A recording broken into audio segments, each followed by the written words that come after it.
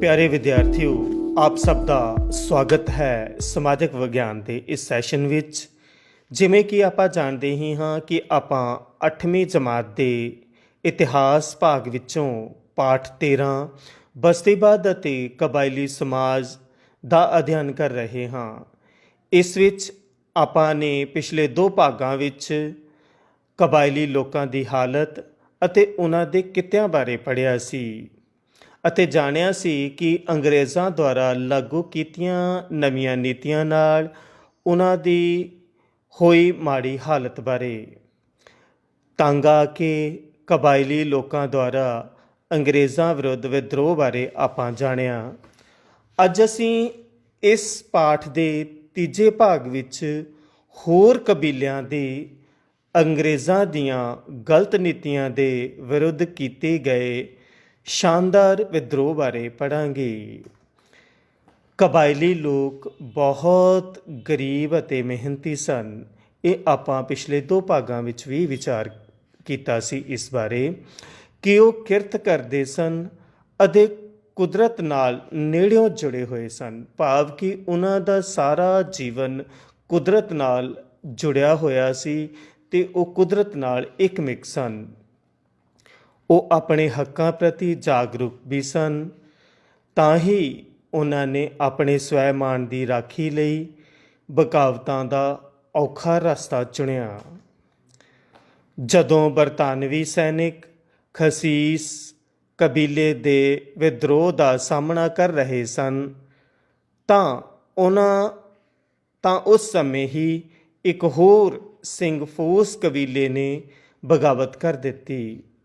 ਹੁਣ ਖਾਸੀਸ ਅਤੇ ਸਿੰਘਫੋਸ ਕਬੀਲੇ ਦੇ ਲੋਕਾਂ ਨੇ ਮਿਲ ਕੇ ਹੋਰ ਕਬੀਲਿਆਂ ਜਿਵੇਂ ਖਾਮ, ਤੀਸ, ਗਾਰੋ, ਨਾਗਾ ਆਦਿ ਨੂੰ ਬਗਾਵਤ ਲਈ ਸੱਦਾ ਦਿੱਤਾ, ਭਾਵ ਕਿ ਉਹਨਾਂ ਨੂੰ ਵੀ ਇਸ ਵਿਦਰੋਹ ਲਈ ਪ੍ਰੇਰਿਆ। ਉਹਨਾਂ ਨੇ ਅਸਾਮ ਵਿੱਚ ਬਰਤਾਨਵੀ ਸੈਨਾ ਉੱਪਰ ਹਮਲਾ ਕਰ ਦਿੱਤਾ ਅਤੇ ਕਈ ਅੰਗਰੇਜ਼ਾਂ ਨੂੰ ਮਾਰ ਦਿੱਤਾ, ਪਰ ਅਖੀਰ ਉਹ ਬਰਤਾਨਵੀ ਸੈਨਾ ਦੇ ਆਧੁਨਿਕ ਹਥਿਆਰਾਂ ਦਾ ਮੁਕਾਬਲਾ ਨਾ ਕਰ ਸਕੇ। ਸਗੋਂ ਕਬਾਇਲੀ ਲੋਕਾਂ ਕੋਲ ਦੇਸੀ, ਭਾਵ ਕਿ ਰਵਾਇਤੀ ਘਟੀਆ ਕਿਸਮ ਦੇ ਹਥਿਆਰ ਸਨ, ਪੁਰਾਣੇ ਹਥਿਆਰ ਸਨ, ਕਿਉਂਕਿ ਉਹ ਲੋਕ ਸਿੱਧ ਪੱਧਰੇ ਸਨ। ਉਹਨਾਂ ਦੇ ਮਨ ਵਿੱਚ ਕੋਈ ਵੀ ਅਜਿਹਾ ਵਿੰਗਵਲ ਨਹੀਂ ਸੀ ਕਿ ਕੋਈ ਸਾਡਾ ਦੁਸ਼ਮਣ ਵੀ ਹੋ ਸਕਦਾ। ਇਸ ਕਰਕੇ ਕਬਾਇਲੀ ਲੋਕਾਂ ਕੋਲ ਦੇਸੀ ਜਿਹੇ ਹਥਿਆਰ ਹੁੰਦੇ ਸਨ, ਜਿਨ੍ਹਾਂ ਦੇ ਨਾਲ ਉਹ ਸ਼ਿਕਾਰ ਕਰਕੇ ਆਪਣੇ ਲਈ ਰੋਟੀ ਦਾ ਪ੍ਰਬੰਧ, ਆਪਣੇ ਲਈ ਭੋਜਨ ਦਾ ਪ੍ਰਬੰਧ ਕਰ ਸਕਦੇ ਸੀ। ਵੈਸੇ ਵੀ ਉਹਨਾਂ ਦਾ ਉਦੇਸ਼ ਲੜਾਈ ਕਰਨਾ ਨਹੀਂ ਸੀ। ਉਹ ਨਹੀਂ ਚਾਹੁੰਦੇ ਸੀ, ਇਹ ਕਬਾਇਲੀ ਲੋਕ ਜਾਂ ਕਬੀਲਿਆਂ ਵਿੱਚ ਜੋ ਲੋਕ ਰਹਿੰਦੇ ਸਨ, ਇਹ ਕਿਸੇ ਨਾਲ ਵੀ ਲੜਨਾ ਨਹੀਂ ਚਾਹੁੰਦੇ ਸਨ। ਉਹਨਾਂ ਦਾ ਲੜਾਈ ਕਦੇ ਵੀ ਉਦੇਸ਼ ਨਹੀਂ ਰਿਹਾ। ਉਹ ਯੁੱਧ ਪਸੰਦ ਨਹੀਂ ਸਨ, ਸਗੋਂ ਅਮਨ ਪਸੰਦ ਸਨ। ਇਸ ਲਈ ਕਬਾਇਲੀ ਲੋਕ ਮਜਬੂਰ ਹੋ ਕੇ ਉਹਨਾਂ ਨੂੰ ਹਥਿਆਰ ਸੁੱਟਣੇ ਪਏ। 1839 ਈਸਵੀ ਵਿੱਚ ਸਿੰਘਫੋਸ ਕਬੀਲੇ ਦੇ ਲੋਕਾਂ ਨੇ ਦੁਬਾਰਾ ਅੰਗਰੇਜ਼ਾਂ ਵਿਰੁੱਧ ਵਿਦਰੋਹ ਕਰ ਦਿੱਤਾ। ਉਹਨਾਂ ਨੇ ਅੰਗਰੇਜ਼ਾਂ ਦੇ ਰਾਜਨੀਤਿਕ ਦੂਤ ਕਰਨਲ ਵਾਈਟ ਅਤੇ ਕਈ ਹੋਰ ਅੰਗਰੇਜ਼ਾਂ ਦੀ ਹੱਤਿਆ ਕਰ ਦਿੱਤੀ। 1844 ਈਸਵੀ ਵਿੱਚ ਇੱਕ ਹੋਰ ਉੱਤਰ ਪੂਰਬੀ ਨਾਗਾ ਕਬੀਲੇ ਨੇ ਵੀ ਅੰਗਰੇਜ਼ਾਂ ਵਿਰੁੱਧ ਵਿਦਰੋਹ ਕਰ ਦਿੱਤਾ। ਇਹ ਵਿਦਰੋਹ 2-3 ਸਾਲ ਤੱਕ ਜਾਰੀ ਰਿਹਾ। ਇਸ ਤਰ੍ਹਾਂ ਆਪਾਂ ਦੇਖਦੇ ਹਾਂ ਕਿ ਹੌਲੀ ਹੌਲੀ ਕਬੀਲੇ ਵੱਧ ਰਹੇ ਸਨ, ਕਿਉਂਕਿ ਅੰਗਰੇਜ਼ਾਂ ਦਾ ਇਹਨਾਂ ਕਬੀਲਿਆਂ ਪ੍ਰਤੀ ਰਵੱਈਆ ਹਾਂ ਪੱਖੀ ਨਹੀਂ ਸੀ, ਇਹ ਸਗੋਂ ਲੁੱਟ ਕਰ ਰਹੇ ਸਨ। ਫਿਰ ਆਪਾਂ ਦੇਖਦੇ ਹਾਂ ਕਿ ਮਨੀਪੁਰ ਦੇ ਪਹਾੜੀ ਇਲਾਕਿਆਂ ਵਿੱਚ ਰਹਿੰਦੇ ਕੁਕੀ ਕਬੀਲੇ ਦੇ ਲੋਕਾਂ ਨੇ ਵੀ ਅੰਗਰੇਜ਼ਾਂ ਵਿਰੁੱਧ 1826, 1844 ਅਤੇ 1849 ਈਸਵੀ ਵਿੱਚ ਵਿਦਰੋਹ ਕੀਤਾ। ਉਹਨਾਂ ਨੇ ਕਈ ਬਰਤਾਨਵੀ ਅਧਿਕਾਰੀਆਂ ਨੂੰ ਮੌਤ ਦੇ ਘਾਟ ਉਤਾਰ ਦਿੱਤਾ। ਬਰਤਾਨਵੀ ਅਧਿਕਾਰੀ ਭਾਵ ਅੰਗਰੇਜ਼ਾਂ ਨੂੰ ਕੁੱਕੀ ਕਬੀਲੇ ਦੇ ਲੋਕਾਂ ਦੀ ਗਿਣਤੀ ਲਗਭਗ 7000 ਦੇ ਕਰੀਬ ਸੀ। ਅਖੀਰ ਬਰਤਾਨਵੀ ਹਕੂਮਤ ਨੇ ਕੁੱਕੀ ਕਬੀਲੇ ਦੇ ਲੋਕਾਂ ਨੂੰ 1850 ਈਸਵੀ ਵਿੱਚ ਹਰਾ ਕੇ ਵਿਦਰੋਹ ਨੂੰ ਸ਼ਾਂਤ ਕਰ ਦਿੱਤਾ। ਇਸ ਲਈ ਆਪਾਂ ਦੇਖਦੇ ਹਾਂ ਕਿ ਇਹ ਜੋ ਕਬਾਇਲੀ ਲੋਕ ਸਨ ਜਾਂ ਕਬੀਲਿਆਂ ਦੇ ਵਿੱਚ ਜੋ ਲੋਕ ਰਹਿੰਦੇ ਸਨ, ਇਹ ਇੰਨਾ ਲੜਨ ਲਈ ਤਿਆਰ ਨਹੀਂ ਸਨ। ਇਸੇ ਲਈ ਬਰਤਾਨਵੀ ਹਕੂਮਤ ਆਪਣੇ ਆਧੁਨਿਕ ਹਥਿਆਰਾਂ ਦੇ ਨਾਲ, ਆਪਣੀ ਫੌਜ ਦੇ ਜ਼ੋਰ ਨਾਲ ਇਹਨਾਂ ਕਬੀਲਿਆਂ ਨੂੰ ਦਬਾ ਲੈਂਦੀ ਸੀ ਅਤੇ ਵਿਦਰੋਹ ਨੂੰ ਸ਼ਾਂਤ ਕਰ ਦਿੰਦੀ ਸੀ। ਅਤੇ ਬੱਚੇ, ਹੁਣ ਮੇਰੇ ਕੋਲ ਇੱਕ ਪ੍ਰਸ਼ਨ ਹੈ ਜਿਸ ਦਾ ਉੱਤਰ ਤੁਸੀਂ ਆਪਣੀਆਂ ਕਾਪੀਆਂ 'ਤੇ ਲਿਖ ਕੇ ਆਪਣੇ ਅਧਿਆਪਕ ਸਾਹਿਬਾਨ ਨੂੰ ਬਾਅਦ 'ਚ ਚੈੱਕ ਕਰਵਾਉਣਾ ਹੈ। ਤਾਂ ਆਪਾਂ ਪ੍ਰਸ਼ਨ ਨੋਟ ਕਰ ਲਈਏ। ਉੱਤਰ ਪੂਰਬੀ ਖੇਤਰ ਵਿੱਚ ਕਬਾਇਲੀ ਲੋਕਾਂ ਨੇ ਵਿਦਰੋਹ ਕਿਉਂ ਕੀਤਾ ਸੀ? ਮੈਂ ਪ੍ਰਸ਼ਨ ਫਿਰ ਦੁਹਰਾ ਦੇਵਾਂ। ਉੱਤਰ ਪੂਰਬੀ ਖੇਤਰ ਵਿੱਚ ਕਬਾਇਲੀ ਲੋਕਾਂ ਨੇ ਵਿਦਰੋਹ ਕਿਉਂ ਕੀਤਾ ਸੀ? ਇਸ ਪ੍ਰਸ਼ਨ ਦਾ ਉੱਤਰ ਤੁਸੀਂ ਆਪਣੀਆਂ ਕਾਪੀਆਂ 'ਤੇ ਨੋਟ ਕਰਕੇ ਲਿਖ ਕੇ ਆਪਣੇ ਅਧਿਆਪਕ ਸਾਹਿਬਾਨ ਨੂੰ ਜ਼ਰੂਰ ਚੈੱਕ ਕਰਵਾਉਣਾ ਹੈ। ਸੋ ਆਓ ਆਪਾਂ ਹੁਣ ਆਪਣੇ ਪਾਠ ਦੇ ਨਾਲ ਫਿਰ ਜੁੜੀਏ। ਛੋਟਾ ਨਾਗਪੁਰ ਖੇਤਰ ਵਿੱਚ ਕਬੀਲਿਆਂ ਦੇ ਵਿਦਰੋਹ, ਖਾਸ ਤੌਰ 'ਤੇ ਬਿਰਸਾ ਮੁੰਡਾ ਦੀ ਬਹਾਦਰੀ। 1820 ਈਸਵੀ ਵਿੱਚ ਛੋਟਾ ਨਾਗਪੁਰ ਇਲਾਕੇ ਵਿੱਚ ਸਭ ਤੋਂ ਪਹਿਲਾਂ ਕੌਲ ਕਬੀਲੇ ਦੇ ਲੋਕਾਂ ਦੁਆਰਾ ਅੰਗਰੇਜ਼ਾਂ ਵਿਰੁੱਧ ਵਿਦਰੋਹ ਕੀਤਾ ਗਿਆ, ਕਿਉਂਕਿ ਉਹ ਆਪਣੇ ਇਲਾਕੇ ਵਿੱਚ ਅੰਗਰੇਜ਼ੀ ਰਾਜ ਦਾ ਵਿਸਥਾਰ ਸਹਿਣ ਨਹੀਂ ਕਰ ਸਕਦੇ ਸਨ। ਕਿਉਂਕਿ ਅੰਗਰੇਜ਼ ਉਹਨਾਂ ਦੇ ਕੰਮਕਾਜ ਵਿੱਚ, ਉਹਨਾਂ ਦੇ ਰੋਜ਼ਾਨਾ ਜੀਵਨ ਵਿੱਚ ਦਖਲ ਦਿੰਦੇ ਸਨ। ਇਸ ਕਰਕੇ ਉਹ ਲੋਕ ਇਸ ਨੂੰ ਬਰਦਾਸ਼ਤ ਜਾਂ ਸਹਿਣ ਨਹੀਂ ਕਰ ਸਕਦੇ ਸਨ। ਇਸ ਵਿਦਰੋਹ ਦੌਰਾਨ ਉਹਨਾਂ ਨੇ ਕਈ ਪਿੰਡ ਸਾੜ ਦਿੱਤੇ ਅਤੇ ਕਾਫੀ ਗਿਣਤੀ ਵਿੱਚ ਲੋਕ ਵੀ ਮਾਰੇ ਗਏ। ਅੰਤ ਵਿੱਚ ਉਹਨਾਂ ਨੇ 1827 ਈਸਵੀ ਵਿੱਚ ਅੰਗਰੇਜ਼ਾਂ ਅੱਗੇ ਹਥਿਆਰ ਸੁੱਟ ਦਿੱਤੇ। ਫਿਰ 1830-31 ਈਸਵੀ ਵਿੱਚ ਛੋਟਾ ਨਾਗਪੁਰ ਦੇ ਮੁੰਡਾ ਕਬੀਲੇ ਦੇ ਲੋਕਾਂ ਨੇ ਅੰਗਰੇਜ਼ਾਂ ਵਿਰੁੱਧ ਵਿਦਰੋਹ ਕਰ ਦਿੱਤਾ। ਕੌਲ ਕਬੀਲੇ ਦੇ ਲੋਕ ਵੀ ਮੁੰਡਾ ਕਬੀਲੇ ਦੇ ਵਿਦਰੋਹ ਵਿੱਚ ਸ਼ਾਮਲ ਹੋ ਗਏ। ਇਹ ਵਿਦਰੋਹ ਜਲਦੀ ਹੀ ਰਾਂਚੀ, ਹਜ਼ਾਰੀਬਾਗ, ਪਾਲਮੂ ਅਤੇ ਮਨਭੂਮ ਇਲਾਕਿਆਂ ਤੱਕ ਫੈਲ ਗਿਆ। ਸੈਨਾ ਦੁਆਰਾ ਲਗਭਗ 1000 ਵਿਦਰੋਹੀਆਂ ਨੂੰ ਮਾਰ ਦਿੱਤਾ ਗਿਆ, ਪਰੰਤੂ ਸੈਨਾ ਵਿਦਰੋਹ 'ਤੇ ਕਾਬੂ ਨਾ ਪਾ ਸਕੀ। ਅਖੀਰ ਕਾਫੀ ਸੈਨਿਕ ਕਾਰਵਾਈਆਂ ਕਰਨ ਉਪਰੰਤ 1832 ਈਸਵੀ ਵਿੱਚ ਇਸ ਵਿਦਰੋਹ ਨੂੰ ਕੁਚਲ ਦਿੱਤਾ ਗਿਆ। ਆਪਾਂ ਫਿਰ ਵੇਖਦੇ ਹਾਂ ਕਿ ਮੁੰਡਾ ਕਬੀਲੇ ਦੇ ਲੋਕਾਂ ਨੇ ਕੌਲ ਕਬੀਲੇ ਦੇ ਲੋਕਾਂ ਨਾਲ ਮਿਲ ਕੇ ਵਿਦਰੋਹ ਕੀਤਾ ਅਤੇ ਅੰਗਰੇਜ਼ੀ ਸੈਨਾ ਉਸ 'ਤੇ ਵੀ ਕਾਬੂ ਪਾ ਨਾ ਸਕੀ। ਪਰ ਅਖੀਰ ਸੈਨਿਕਾਂ ਨੇ 1832 ਈਸਵੀ ਵਿੱਚ ਇਸ ਵਿਦਰੋਹ ਨੂੰ ਵੀ ਕੁਚਲ ਦਿੱਤਾ, ਭਾਵ ਕਿ ਖਤਮ ਕਰ ਦਿੱਤਾ। ਭਾਵੇਂ ਇਸ ਵਿਦਰੋਹ ਨੂੰ ਦਬਾ ਦਿੱਤਾ ਗਿਆ, ਪਰੰਤੂ ਕੌਲ ਅਤੇ ਮੁੰਡਾ ਕਬੀਲੇ ਦੇ ਲੋਕਾਂ ਦੀਆਂ ਸਰਕਾਰ ਵਿਰੋਧੀ ਗਤੀਵਿਧੀਆਂ ਜਾਰੀ ਰਹੀਆਂ। ਭਾਵੇਂ ਕਿ ਵਿਦਰੋਹ ਨੂੰ ਦੱਬ ਲਿਆ ਗਿਆ ਸੀਗਾ, ਸ਼ਾਂਤ ਕਰ ਲਿਆ ਗਿਆ ਹੋਣ ਦਾ ਭੁਲੇਖਾ ਪਾਇਆ ਗਿਆ, ਪਰ ਕੌਲ ਅਤੇ ਮੁੰਡਾ ਕਬੀਲੇ ਦੇ ਲੋਕ ਲਗਾਤਾਰ ਸਰਕਾਰ ਵਿਰੋਧੀ ਗਤੀਵਿਧੀਆਂ ਕਰਦੇ ਰਹੇ, ਭਾਵ ਕਿ ਸਰਕਾਰ ਦਾ ਵਿਰੋਧ ਕਰਦੇ ਰਹੇ। 1846 ਈਸਵੀ ਵਿੱਚ ਛੋਟਾ ਨਾਗਪੁਰ ਦੇ ਇਲਾਕੇ ਖਰੋਦ ਕਬੀਲੇ ਦੇ ਲੋਕਾਂ ਨੇ ਅੰਗਰੇਜ਼ਾਂ ਵਿਰੁੱਧ ਵਿਦਰੋਹ ਸ਼ੁਰੂ ਕਰ ਦਿੱਤਾ। ਹੁਣ ਇਹ ਵਿਦਰੋਹ ਛੋਟਾ ਨਾਗਪੁਰ ਦੇ ਇਲਾਕਿਆਂ ਦੇ ਵਿੱਚ ਖਰੋਦ ਕਬੀਲੇ ਦੇ ਲੋਕਾਂ ਦੁਆਰਾ ਵੀ ਕੀਤਾ ਗਿਆ। ਉਹਨਾਂ ਨੇ ਕੈਪਟਨ ਮੈਕਫਰਸਨ ਦੇ ਕੈਂਪ 'ਤੇ ਹਮਲਾ ਕਰ ਦਿੱਤਾ ਅਤੇ ਉਸ ਨੂੰ 170 ਆਦਮੀਆਂ ਸਮੇਤ ਹਥਿਆਰ ਸੁੱਟਣ ਲਈ ਮਜਬੂਰ ਕਰ ਦਿੱਤਾ। ਹੋਰ ਗਵਾਂਢੀ ਕਬੀਲਿਆਂ ਦੇ ਲੋਕ ਵੀ ਇਸ ਵਿਦਰੋਹ ਵਿੱਚ ਸ਼ਾਮਲ ਹੋ ਗਏ, ਭਾਵ ਕਿ ਹੌਲੀ ਹੌਲੀ ਹੋਰ ਕਬੀਲਿਆਂ ਦੇ ਲੋਕ ਵੀ ਅੰਗਰੇਜ਼ਾਂ ਦੀਆਂ ਨੀਤੀਆਂ ਤੋਂ ਤੰਗ ਆ ਕੇ ਜੋ ਬੇਗਾਵਤੀ ਕਬੀਲੇ ਸਨ ਉਹਨਾਂ ਦਾ ਸਾਥ ਦੇਣ ਲੱਗੇ ਅਤੇ ਇਹ ਵਿਦਰੋਹ ਫੈਲਦਾ ਚਲਿਆ ਗਿਆ। ਇਹ ਵਿਦਰੋਹ 1846 ਈਸਵੀ ਵਿੱਚ ਅੰਗਰੇਜ਼ਾਂ ਦੁਆਰਾ ਕੁਚਲ ਦਿੱਤਾ ਗਿਆ, ਪਰੰਤੂ ਅੰਗਰੇਜ਼ਾਂ ਨੇ ਦੇਸ਼ ਨਿਕਾਲਾ ਦਿੱਤੇ ਗਏ ਕਬੀਲੇ ਦੇ ਇੱਕ ਆਦਮੀ ਨੂੰ ਵਾਪਸ ਦੇਸ਼ ਬੁਲਾਇਆ ਅਤੇ ਉਸ ਨੂੰ ਖਰੋਦ ਕਬੀਲੇ ਦੇ ਲੋਕਾਂ ਦਾ ਮੁਖੀਆ ਬਣਾ ਦਿੱਤਾ, ਭਾਵ ਕਿ ਖਰੋਦ ਕਬੀਲੇ ਦਾ ਉਸ ਨੂੰ ਸਰਦਾਰ ਬਣਾ ਦਿੱਤਾ। ਇਸ ਨਾਲ ਖਰੋਦ ਕਬੀਲੇ ਦੇ ਲੋਕ ਸ਼ਾਂਤ ਹੋ ਗਏ। 1855 ਈਸਵੀ ਵਿੱਚ ਨਾਗਪੁਰ ਇਲਾਕੇ ਵਿੱਚ ਸੰਥਾਲ ਕਬੀਲੇ ਦੇ ਲੋਕਾਂ ਨੇ ਅੰਗਰੇਜ਼ਾਂ ਵਿਰੁੱਧ ਵਿਦਰੋਹ ਕਰ ਦਿੱਤਾ। ਉਹ ਦੋ ਭਰਾਵਾਂ ਸਿੱਧੂ ਅਤੇ ਕਨਹੂ ਦੀ ਅਗਵਾਈ ਹੇਠ ਲਗਭਗ 10,000 ਲੋਕਾਂ ਦੀ ਗਿਣਤੀ ਵਿੱਚ ਇਕੱਠੇ ਹੋਏ। ਉਹਨਾਂ ਲੋਕਾਂ ਨੇ ਭਾਗਲਪੁਰ ਅਤੇ ਗਜਮਹਿਲ ਇਲਾਕਿਆਂ ਵਿੱਚ ਡਾਕ ਅਤੇ ਰੇਲ ਸੇਵਾਵਾਂ ਤਬਾਹ ਕਰ ਦਿੱਤੀਆਂ।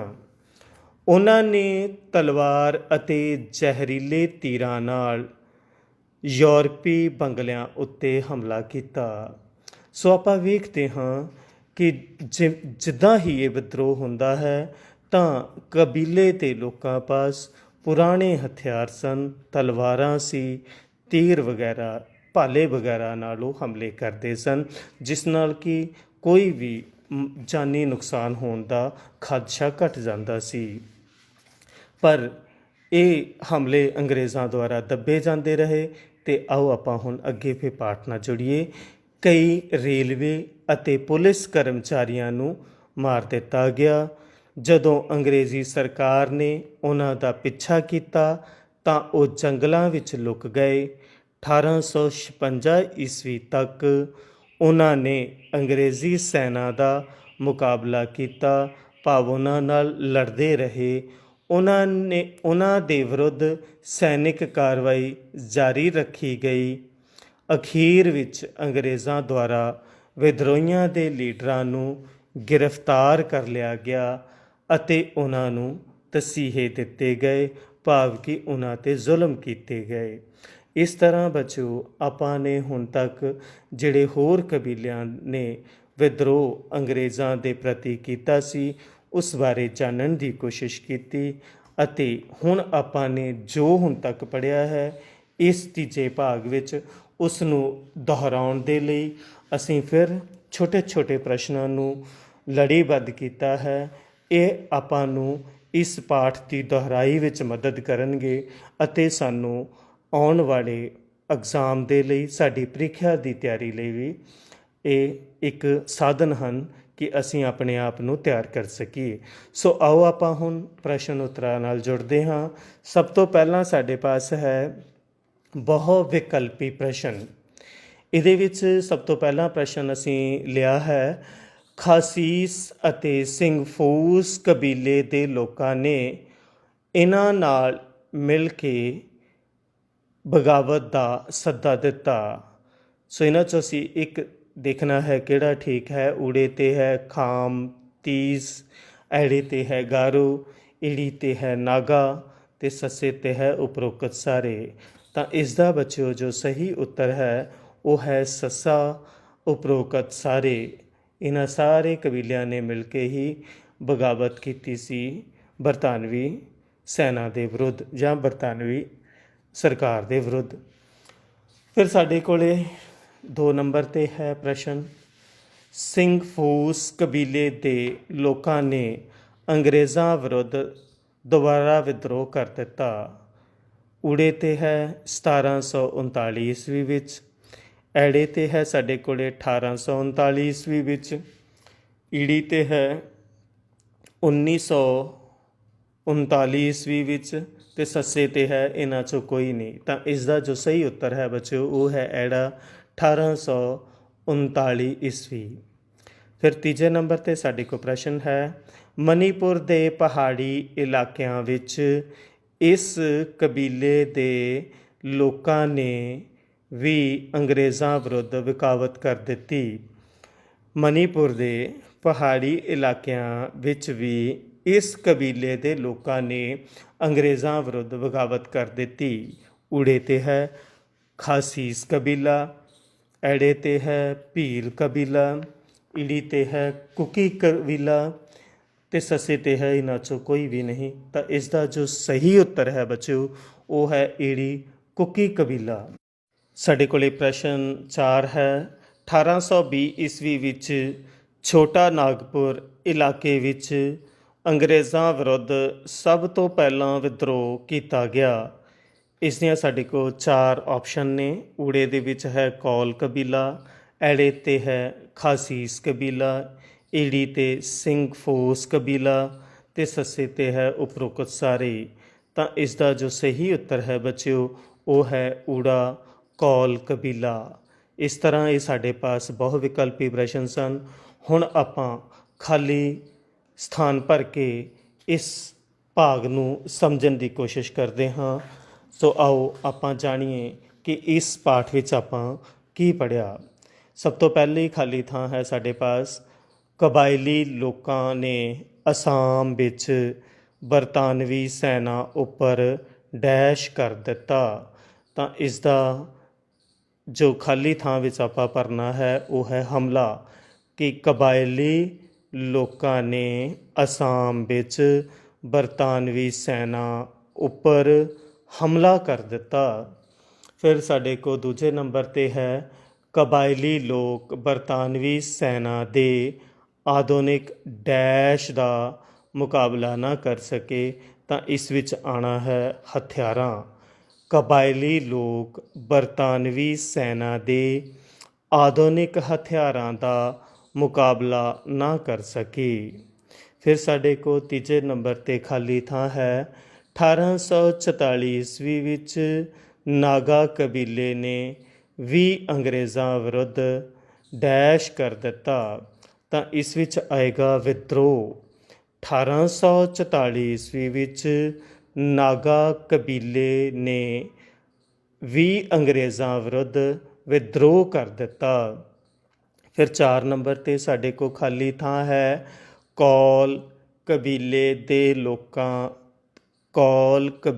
ਦੇ ਲੋਕ ਵੀ ਡੈਸ਼ ਕਬੀਲੇ ਦੇ ਵਿਦਰੋਹ ਵਿੱਚ ਸ਼ਾਮਿਲ ਹੋ ਗਏ। ਤਾਂ ਇਸ ਖਾਲੀ ਥਾਂ ਵਿੱਚ ਆਵੇਗਾ ਮੁੰਡਾ। ਕੌਲ ਕਬੀਲੇ ਦੇ ਲੋਕ ਵੀ ਮੁੰਡਾ ਕਬੀਲੇ ਦੇ ਵਿਦਰੋਹ ਵਿੱਚ ਸ਼ਾਮਲ ਹੋ ਗਏ। ਫਿਰ 5ਵੇਂ ਨੰਬਰ 'ਤੇ ਸਾਡੇ ਕੋਲ ਖਾਲੀ ਥਾਂ ਹੈ ਹੋਰ ਗੁਆਂਢੀ ਇਲਾਕਿਆਂ ਦੇ ਲੋਕ ਵੀ ਇਸ ਵਿਦਰੋਹ ਵਿੱਚ ਡੈਸ਼ ਹੋ ਗਏ ਸ਼ਾਮਿਲ। ਤਾਂ ਅਸੀਂ ਇਸ ਨੂੰ ਪੂਰਾ ਜਾਣਨ ਲਈ ਪੜ੍ਹਾਂਗਾ ਮੈਂ ਦੁਬਾਰਾ ਕਿ ਹੋਰ ਗੁਆਂਢੀ ਕਬੀਲਿਆਂ ਦੇ ਲੋਕ ਵੀ ਇਸ ਵਿਦਰੋਹ ਵਿੱਚ ਸ਼ਾਮਲ ਹੋ ਗਏ। ਫਿਰ ਸਾਡੇ ਕੋਲ 6 ਨੰਬਰ 'ਤੇ ਹੈ ਜਦੋਂ ਅੰਗਰੇਜ਼ੀ ਸਰਕਾਰ ਨੇ ਕਬਾਇਲੀ ਲੋਕਾਂ ਦਾ ਪਿੱਛਾ ਕੀਤਾ ਤਾਂ ਉਹ ਡੈਸ਼ ਵਿੱਚ ਲੁਕ ਗਏ। ਤਾਂ ਇਸ ਖਾਲੀ ਥਾਂ ਵਿੱਚ ਆਵੇਗਾ ਜੰਗਲਾਂ। ਜਦੋਂ ਅੰਗਰੇਜ਼ੀ ਸਰਕਾਰ ਨੇ ਕਬਾਇਲੀ ਲੋਕਾਂ ਦਾ ਪਿੱਛਾ ਕੀਤਾ ਤਾਂ ਉਹ ਜੰਗਲਾਂ ਵਿੱਚ ਲੁਕ ਗਏ। ਇਸ ਤਰ੍ਹਾਂ ਬੱਚਿਓ ਇਹ ਸਾਡੇ ਪਾਸ ਖਾਲੀ ਥਾਵਾਂ ਸਨ ਜਿਨ੍ਹਾਂ ਨਾਲ ਆਪਾਂ ਇਸ ਪਾਠ ਦੀ ਜਾਂ ਇਸ ਭਾਗ ਦੀ ਦੁਹਰਾਈ ਫਿਰ ਕਰ ਸਕਦੇ ਹਾਂ। ਹੁਣ ਆਪਾਂ ਨੇ ਪ੍ਰਸ਼ਨ ਉੱਤਰਾਂ ਰਾਹੀਂ ਜੋ ਕਿ ਸੰਖੇਪ ਜਿਹੇ ਆਪਾਂ ਲਏ ਹਨ 1 ਤੋਂ 15 ਸ਼ਬਦਾਂ ਵਿੱਚ ਇਹਨਾਂ ਦੇ ਉੱਤਰ ਹਨ, ਉਹਨਾਂ ਦਾ ਉੱਤਰ ਦੇਣ ਦੀ ਆਪਾਂ ਕੋਸ਼ਿਸ਼ ਕਰਾਂਗੇ ਅਤੇ ਪਾਠ ਨੂੰ ਸਮਝਣ ਦੀ ਕੋਸ਼ਿਸ਼ ਕਰਾਂਗੇ। ਸੋ ਸਾਡੇ ਕੋਲ ਉਹਨਾਂ ਪ੍ਰਸ਼ਨਾਂ ਦੇ ਲੜੀ ਵਿੱਚੋਂ ਪਹਿਲਾ ਪ੍ਰਸ਼ਨ ਹੈ ਅੰਗਰੇਜ਼ਾਂ ਦੇ ਰਾਜਨੀਤਿਕ ਦੂਤ ਦਾ ਨਾਂ ਕੀ ਸੀ? ਅੰਗਰੇਜ਼ਾਂ ਦੇ ਰਾਜਨੀਤਿਕ ਦੂਤ ਦਾ ਨਾਂ ਕੀ ਸੀ? ਤਾਂ ਇਸ ਦਾ ਉੱਤਰ ਆਵੇਗਾ ਕਰਨਲ ਵਾਈਟ। Colonel white.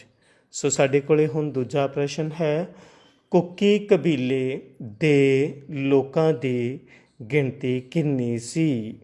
ਮੈਂ ਪ੍ਰਸ਼ਨ ਫਿਰ ਦੁਹਰਾ ਦੇਵਾਂ, ਕੁਕੀ ਕਬੀਲੇ ਦੇ ਲੋਕਾਂ ਦੀ ਗਿਣਤੀ ਕਿੰਨੀ ਸੀ? ਤਾਂ ਇਸ ਦਾ ਉੱਤਰ ਆਵੇਗਾ ਬੱਚਿਓ ਕਿ ਲਗਭਗ 7000। ਲਗਭਗ 7000। ਫਿਰ ਸਾਡੇ ਕੋਲ ਤੀਜੇ ਨੰਬਰ 'ਤੇ ਪ੍ਰਸ਼ਨ ਹੈ, ਬਰਤਾਨਵੀ ਹਕੂਮਤ ਨੇ ਕੁਕੀ ਕਬੀਲੇ ਨੂੰ ਕਦੋਂ ਹਰਾ ਕੇ ਸ਼ਾਂਤ ਕੀਤਾ?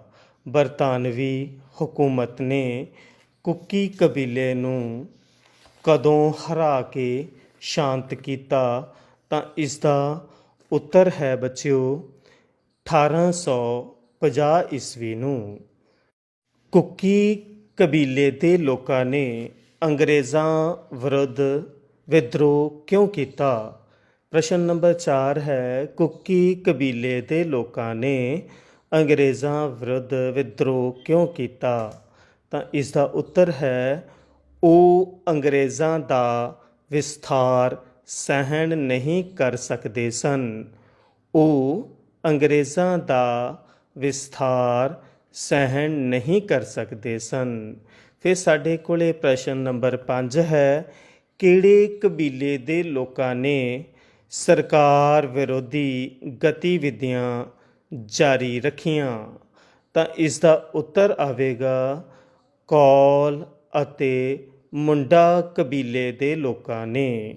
ਫਿਰ ਸਾਡੇ ਕੋਲੇ ਪ੍ਰਸ਼ਨ ਨੰਬਰ 6 ਹੈ, ਸੰਥਾਲ ਕਬੀਲੇ ਦੇ ਲੋਕਾਂ ਨੇ ਅੰਗਰੇਜ਼ਾਂ ਵਿਰੁੱਧ ਵਿਦਰੋਹ ਕਦੋਂ ਕੀਤਾ? ਸੰਥਾਲ ਕਬੀਲੇ ਦੇ ਲੋਕਾਂ ਨੇ ਅੰਗਰੇਜ਼ਾਂ ਵਿਰੁੱਧ ਵਿਦਰੋਹ ਕਦੋਂ ਕੀਤਾ? ਤਾਂ ਇਸ ਦਾ ਉੱਤਰ ਹੈ ਬੱਚਿਓ 1855 ਈਸਵੀ ਵਿੱਚ। 1855 ਈਸਵੀ ਵਿੱਚ। ਸੋ ਇਹ ਪ੍ਰਸ਼ਨ ਉੱਤਰ ਸਨ ਸਾਡੇ ਪਾਸ ਕੁਝ, ਤੇ ਹੁਣ ਆਪਾਂ ਸਹੀ ਮਿਲਾਨ ਰਾਹੀਂ ਇਸ ਪਾਠ ਨੂੰ ਥੋੜ੍ਹਾ ਜਾਣਨ ਦੀ ਕੋਸ਼ਿਸ਼ ਕਰਾਂਗੇ ਜੋ ਆਪਾਂ ਇਸ ਵਿੱਚ ਪੜ੍ਹਿਆ ਹੈ। ਸਹੀ ਮਿਲਾਨ ਦੇ ਵਿੱਚ ਬੱਚਿਓ ਆਪਾਂ ਨੂੰ ਭਾਗ ਊੜਾ ਦੇ ਵਿੱਚ ਬਰਤਾਨਵੀ ਸੈਨਾ, ਸਿੰਘ ਫੌਜ, ਵਿਦਰੋਹ, ਪਾਲਮੂ, ਆਧੁਨਿਕ, ਗ੍ਰਿਫਤਾਰ ਇਹ ਸ਼ਬਦ ਦਿੱਤੇ ਹੋਏ ਹਨ। ਇਹਨਾਂ ਦਾ ਮਿਲਾਨ ਆਪਾਂ ਐੜਾ ਭਾਗ ਦੇ ਬਗਾਵਤ, ਅੰਗਰੇਜ਼, ਫੜ ਲੈਣਾ, ਹਥਿਆਰ, ਇਲਾਕਾ, ਕਬੀਲਾ ਆਦਿ ਸ਼ਬਦਾਂ ਨਾਲ ਕਰਾਂਗੇ। ਸਭ ਤੋਂ ਪਹਿਲਾਂ ਸਾਡੇ ਕੋਲ ਊੜਾ ਭਾਗ ਦੇ ਵਿੱਚ ਹੈ ਬਰਤਾਨਵੀ ਸੈਨਾ, ਤਾਂ ਇਸ ਦਾ ਮਿਲਾਨ ਅਸੀਂ ਐੜਾ ਭਾਗ ਦੇ ਅੰਗਰੇਜ਼ ਨਾਲ ਕਰਾਂਗੇ। ਫਿਰ ਸਾਡੇ ਪਾਸ ਹੈ ਸਿੰਘ ਫੌਜ। ਇਹ ਬੱਚਿਓ ਇੱਕ ਕਬੀਲੇ ਦਾ ਨਾਂ ਹੈ, ਸੋ ਇਸ ਦਾ ਮਿਲਾਨ ਅਸੀਂ ਐੜਾ ਭਾਗ ਦੇ ਕਬੀਲਾ ਨਾਲ ਕਰਾਂਗੇ। ਉਸ ਤੋਂ ਅੱਗੇ ਹੈ ਸਾਡੇ ਕੋਲੇ ਵਿਦਰੋਹ। ਵਿਦਰੋਹ ਭਾਵ ਬਗਾਵਤ, ਇਸ ਲਈ ਅਸੀਂ ਐੜਾ ਭਾਗ ਦੇ ਨਾਲ ਇਸ ਦਾ ਮਿਲਾਨ ਬਗਾਵਤ ਦੇ ਨਾਲ ਕਰਾਂਗੇ। ਪਾਲਮੂ ਇਹ ਇੱਕ ਥਾਂ ਦਾ ਨਾਂ ਹੈ, ਸੋ ਐੜਾ ਭਾਗ ਦੇ ਵਿੱਚ ਇਸ ਦਾ ਮਿਲਾਨ ਅਸੀਂ ਇਲਾਕਾ ਦੇ ਨਾਲ ਕਰਾਂਗੇ।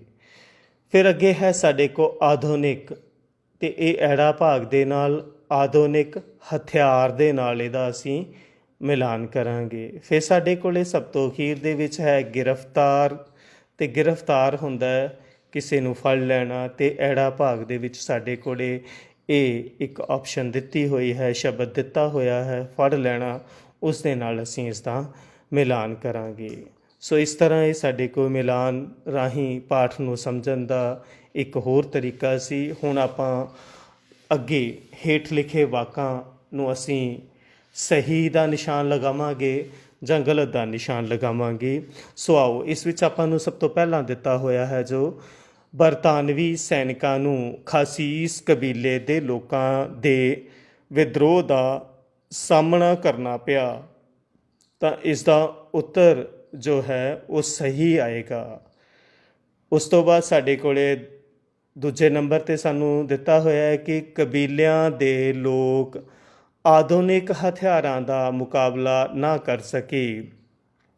ਕਬੀਲਿਆਂ ਦੇ ਲੋਕ ਆਧੁਨਿਕ ਹਥਿਆਰਾਂ ਦਾ ਮੁਕਾਬਲਾ ਨਾ ਕਰ ਸਕੇ, ਤਾਂ ਇਹ ਉੱਤਰ ਵੀ ਸਹੀ ਹੈ। ਉਸ ਤੋਂ ਅੱਗੇ ਨੰਬਰ 3 'ਤੇ ਹੈ ਕੁੱਕੀ ਕਬੀਲੇ ਦੇ ਲੋਕਾਂ ਦੀ ਗਿਣਤੀ ਲਗਭਗ 2000 ਸੀ। ਕੁੱਕੀ ਕਬੀਲੇ ਦੇ ਲੋਕਾਂ ਦੀ ਗਿਣਤੀ ਲਗਭਗ 2000 ਸੀ, ਤਾਂ ਇਹ ਜੋ ਹੈ ਗਲਤ ਹੈ। ਉਸ ਤੋਂ ਅੱਗੇ ਸਾਨੂੰ 4 ਨੰਬਰ 'ਤੇ ਦਿੱਤਾ ਹੋਇਆ ਹੈ ਕਿ ਅੰਗਰੇਜ਼ਾਂ ਨੇ ਦੇਸ਼ ਨਿਕਾਲਾ ਦਿੱਤੇ ਕਬੀਲੇ ਦੇ ਇੱਕ ਆਦਮੀ ਨੂੰ ਵਾਪਸ ਬੁਲਾਇਆ ਅਤੇ ਉਸ ਨੂੰ ਖਰੋਦ ਕਬੀਲੇ ਦਾ ਮੁਖੀਆ ਬਣਾਇਆ। ਤਾਂ ਇਸ ਦਾ ਉੱਤਰ ਹੈ ਬੱਚਿਓ ਸਹੀ। ਫਿਰ ਸਾਡੇ ਕੋਲੇ ਨੰਬਰ 5 'ਤੇ ਸਾਨੂੰ ਦਿੱਤਾ ਹੋਇਆ ਹੈ ਕੌਲ ਕਬੀਲੇ ਦੇ ਲੋਕਾਂ ਨੇ ਵਿਦਰੋਹ ਨਹੀਂ ਕੀਤਾ, ਤਾਂ ਇਹ ਉੱਤਰ ਹੋਵੇਗਾ ਗਲਤ। ਫਿਰ 6 ਨੰਬਰ 'ਤੇ ਸਾਡੇ ਕੋਲੇ ਹੈ ਕਬਾਇਲੀ ਲੋਕਾਂ ਨੇ ਤਲਵਾਰਾਂ ਅਤੇ ਜ਼ਹਿਰੀਲੇ ਤੀਰਾਂ ਨਾਲ ਯੂਰਪੀ ਬੰਗਲਿਆਂ 'ਤੇ ਹਮਲਾ ਕਰ ਦਿੱਤਾ। ਕਬਾਇਲੀ ਲੋਕਾਂ ਨੇ ਤਲਵਾਰਾਂ ਅਤੇ ਜ਼ਹਿਰੀਲੇ ਤੀਰਾਂ ਨਾਲ ਯੂਰਪੀ ਬੰਗਲਿਆਂ 'ਤੇ ਹਮਲਾ ਕਰ ਦਿੱਤਾ, ਤਾਂ ਇਹ ਉੱਤਰ ਸਹੀ ਹੈ। ਹੁਣ ਬੱਚਿਓ ਸਾਨੂੰ ਇਹ ਕੁਝ ਤਸਵੀਰਾਂ ਦਿਖਾਈਆਂ ਗਈਆਂ ਹਨ। ਇੱਥੇ ਲਿਖਿਆ ਹੈ ਖਾਮਤੀਸ, ਨੀਚੇ ਉਸ ਤੋਂ ਥੱਲੇ ਜਿਹੜੀ ਤਸਵੀਰ, ਉੱਪਰਲੀ ਤਸਵੀਰ ਤੋਂ ਥੱਲੇ ਤਸਵੀਰ ਹੈ ਉਹ ਗਾਰੋ ਕਬੀਲੇ ਦੀ ਹੈ, ਨਾਲ ਸਿੰਘਫੋਸ ਕਬੀਲੇ ਦੀ ਹੈ। ਇਵੇਂ ਹੀ ਆਪਾਂ ਨੂੰ ਸਾਡੇ ਜਦੋਂ ਇਮਤਿਹਾਨ ਹੁੰਦੇ ਹਨ ਉਹਨਾਂ ਵਿੱਚ ਵੀ ਇਵੇਂ ਤਸਵੀਰਾਂ ਸਾਨੂੰ ਦਿਖਾਈਆਂ ਜਾਣਗੀਆਂ। ਅਸੀਂ ਉਹਨਾਂ ਨੂੰ ਜਾਣ ਕੇ, ਦੇਖ ਕੇ ਫਿਰ ਉੱਤਰ ਕਰਨਾ ਹੈ, ਜੋ ਕਿ ਸਾਡੇ ਪਾਠ ਦੇ ਨਾਲ ਹੀ ਸੰਬੰਧਿਤ ਹੋਣਗੀਆਂ। ਸੋ ਇਹ ਅਸੀਂ ਇੱਕ ਕੁਝ ਕੋਸ਼ਿਸ਼ ਕੀਤੀ ਹੈ ਕਿ ਤੁਹਾਨੂੰ ਤਸਵੀਰਾਂ ਰਾਹੀਂ ਵੀ ਜ਼ਰੂਰ ਦੱਸਿਆ ਜਾਵੇ, ਕਿਉਂਕਿ ਸਾਡੇ ਪੇਪਰ ਵਿੱਚ ਅਜਿਹੇ ਜਦੋਂ ਸਾਡੀ ਪ੍ਰੀਖਿਆ ਹੋਣੀ ਹੈ ਤੇ ਸਾਨੂੰ ਇੱਦਾਂ ਦੇ ਵੀ ਸਵਾਲ ਪੁੱਛੇ ਜਾਣੇ ਹਨ। ਸੋ ਪਿਆਰੇ ਵਿਦਿਆਰਥੀਓ, ਆਪਾਂ ਨੇ ਇਸ ਭਾਗ ਵਿੱਚ ਹੋਰ ਕਬੀਲਿਆਂ ਬਾਰੇ ਜਾਣਨ ਦੀ ਕੋਸ਼ਿਸ਼ ਕੀਤੀ ਹੈ। ਹੁਣ ਤੱਕ ਆਪਾਂ ਨੇ 3 ਭਾਗਾਂ ਦੇ ਵਿੱਚ ਪੜ੍ਹਨ ਅਤੇ ਜਾਣਨ ਦੀ ਕੋਸ਼ਿਸ਼ ਕੀਤੀ ਹੈ ਕਿ ਸਾਡਾ ਕਬਾਇਲੀ ਜੋ ਸਮਾਜ ਸੀਗਾ ਉਹ ਕਿਵੇਂ ਦਾ ਸੀ ਅਤੇ ਬਸਤੀਵਾਦ ਨੇ ਉਸ 'ਤੇ ਕਿਵੇਂ ਦਾ ਪ੍ਰਭਾਵ ਪਾਇਆ। ਸੋ ਅਸੀਂ ਨਿਰੰਤਰ ਤੁਹਾਡੇ ਨਾਲ ਜੁੜੇ ਹੋਏ ਹਾਂ ਅਤੇ ਹੁਣ ਆਪਾਂ ਅਗਲੇ ਭਾਗਾਂ ਦੇ ਵਿੱਚ ਇਹਦਾ ਅਗਲਾ ਭਾਗ ਜੋ ਚੌਥਾ ਭਾਗ ਹੋਵੇਗਾ ਅਤੇ ਆਖਰੀ ਭਾਗ ਹੋਵੇਗਾ, ਉਸ ਵਿੱਚ ਬਿਰਸਾ ਮੁੰਡਾ ਦੇ ਲੋਕਾਂ ਦੁਆਰਾ ਅੰਗਰੇਜ਼ਾਂ ਵਿਰੁੱਧ ਕੀਤੇ ਵਿਦਰੋਹ ਅਤੇ ਇਸ ਦੇ ਨਤੀਜਿਆਂ ਬਾਰੇ ਪੜ੍ਹਾਂਗੇ। ਅਤੇ ਮੈਨੂੰ ਆਸ ਹੈ ਕਿ ਤੁਹਾਨੂੰ ਹੁਣ ਤੱਕ ਜੋ ਅਸੀਂ ਸਮਝਾਉਣ ਦੀ ਕੋਸ਼ਿਸ਼ ਕੀਤੀ ਹੈ ਇਸ ਪਾਠ ਵਿੱਚ ਉਹ ਸਮਝ ਆ ਗਿਆ ਹੋਵੇਗਾ, ਅਤੇ ਆਪਾਂ ਫਿਰ ਅਗਲੇ ਭਾਗ ਵਿੱਚ ਜੁੜਾਂਗੇ, ਜਿਸ ਵਿੱਚ ਕਿ ਆਪਾਂ ਥੋੜ੍ਹਾ ਜਿਹਾ ਬਿਰਸਾ ਮੁੰਡਾ ਬਾਰੇ ਵਿਸਥਾਰ ਨਾਲ ਪੜ੍ਹਾਂਗੇ ਅਤੇ ਉਸ ਦੇ ਹੋਏ ਨਤੀਜਿਆਂ ਬਾਰੇ ਜਾਣਨ ਦੀ ਕੋਸ਼ਿਸ਼ ਕਰਾਂਗੇ। ਉਨੀ ਦੇਰ ਤੱਕ ਬੱਚਿਓ, ਜੋ ਆਪਾਂ ਨੇ ਤੁਹਾਨੂੰ ਪ੍ਰਸ਼ਨ ਉੱਤਰ ਇਹਦੇ ਵਿੱਚ ਦਿੱਤੇ ਹਨ, ਤੁਸੀਂ ਕਾਪੀਆਂ 'ਤੇ ਨੋਟ ਕਰਨੇ ਹਨ ਅਤੇ ਉਹਨਾਂ ਨੂੰ ਆਪਣੇ ਅਧਿਆਪਕ ਸਾਹਿਬਾਨ ਤੋਂ ਚੈੱਕ ਕਰਵਾ ਲੈਣਾ ਹੈ। ਸਾਡਾ ਇਹ ਮਕਸਦ ਹੈ ਕਿ ਇਸ ਪਾਠ ਨੂੰ ਅਸੀਂ ਚੰਗੀ ਤਰ੍ਹਾਂ ਸਮਝ ਕੇ ਆਪਣੀ ਪ੍ਰੀਖਿਆ ਦੇ ਲਈ ਫਿਰ ਤਿਆਰੀ ਕਰ ਸਕੀਏ ਅਤੇ ਚੰਗੇ ਨੰਬਰ ਲੈ ਸਕੀਏ। ਅਤੇ ਮੈਨੂੰ ਮੇਰੇ ਮਾਣਯੋਗ ਵਿਦਿਆਰਥੀਆਂ 'ਤੇ ਮਾਣ ਹੈ ਕਿ ਉਹ ਇਸ ਨੂੰ ਚੰਗੀ ਤਰ੍ਹਾਂ ਸਮਝ ਕੇ ਵਧੀਆ ਢੰਗ ਦੇ ਨਾਲ ਪਾਠ ਦੀ ਤਿਆਰੀ ਕਰਨਗੇ। ਅਤੇ ਆਪਾਂ ਫਿਰ ਮਿਲਦੇ ਹਾਂ ਅਗਲੇ ਭਾਗ ਵਿੱਚ, ਜਿਸ ਵਿੱਚ ਆਪਾਂ ਆਪਣੇ ਬਸਤੀਵਾਦ ਅਤੇ ਕਬਾਇਲੀ ਸਮਾਜ ਦੇ ਵਿੱਚ ਬਿਰਸਾ ਮੁੰਡਾ ਦੇ ਲੋਕਾਂ ਦੁਆਰਾ ਅੰਗਰੇਜ਼ਾਂ ਵਿਰੁੱਧ ਕੀਤੇ ਵਿਦਰੋਹ ਬਾਰੇ ਅਤੇ ਇਸ ਦੇ ਨਤੀਜਿਆਂ ਬਾਰੇ ਪੜ੍ਹਾਂਗੇ। ਤਦ ਤੱਕ ਲਈ ਤੁਹਾਡਾ ਇਸ ਪਾਠ ਨਾਲ ਜੁੜਨ ਲਈ ਬਹੁਤ ਬਹੁਤ ਧੰਨਵਾਦ।